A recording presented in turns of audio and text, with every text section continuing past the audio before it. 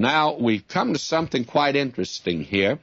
In verse 12, we're told, "And to the Reubenites, and to the Gadites, and the half-tribe of Manasseh spake Joshua, saying." Now, here are the two tribes, Reuben and Gad, and the half-tribe of Manasseh. Now, you'll recall that they had come to Moses, and they asked for land on the east side of the Jordan River. In other words, they were not to cross over.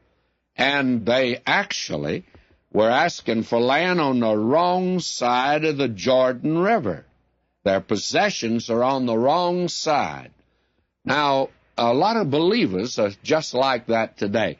We haven't got to the crossing of the Jordan yet. When we get to that, we're going to see a great spiritual truth. The crossing of the Jordan River is not our crossing in death into heaven. That's not it at all. When I stood on the banks of the Jordan River and I thought of that song, "On Jordan's stormy banks, I stand and cast a wistful eye." You know, I had to laugh how utterly ridiculous that song really is. May I say to you, that's a muddy little stream where I was down at Jericho. It was a muddy little thing. Several of the group wanted to be baptized there. And I said, "No, not me. I think you could catch every disease under the sun being baptized in that dirty water that is there." And somebody's going to say, "My, you, sir, being irreverent about that holy, sacred Jordan River." Well, friends, you can take a look at it for yourself, and there's nothing very attractive about it. Now, what does it speak of? It speaks of the death, the burial, and the resurrection of Christ. And you and I possess our spiritual possessions through the death and burial and resurrection of Jesus Christ. "If ye then be risen with Christ, seek those things which are above, where Christ is at the right hand of God." Now, that's what the writer, Paul, said to the Colossians. And I believe that that's the thing that believers need to do today, is to seek those things which are above. Now, you get that by crossing the Jordan River. Now, here are 2.5 tribes. They didn't cross over. And there are a great many Christians today that are living the Christian life, not knowing that they've been buried with him in his death and burial and resurrection. They do not reckon on it, and they do not yield themselves to him.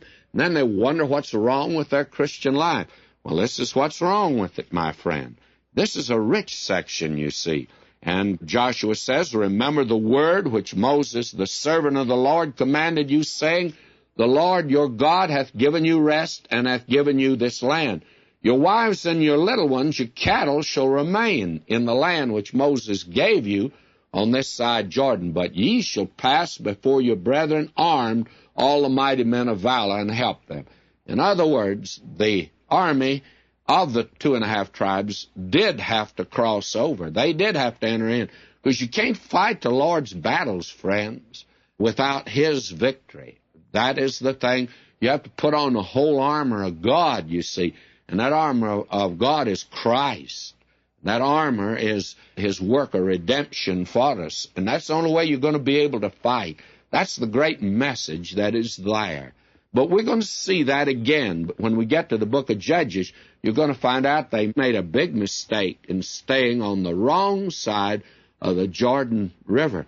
And you remember when Christ crossed the Sea of Galilee and he came to the country, the Gadarenes? What were they doing? They were in the pig business. You know, they started off on the wrong side of Jordan. A lot of Christians today in the pig business, and they ought to enter into the rest he's provided in his death and resurrection. That's in the book of Joshua here.